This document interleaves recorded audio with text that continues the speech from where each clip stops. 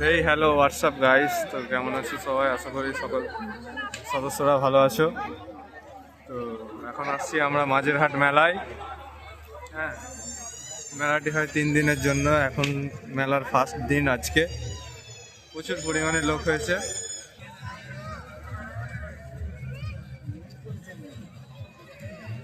তো মেলার প্রথম দিনকে লোক দেখো গাইস,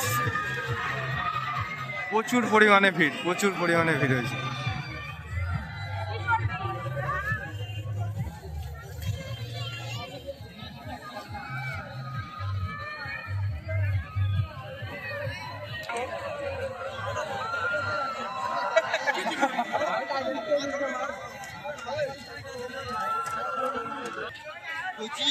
এরকম করে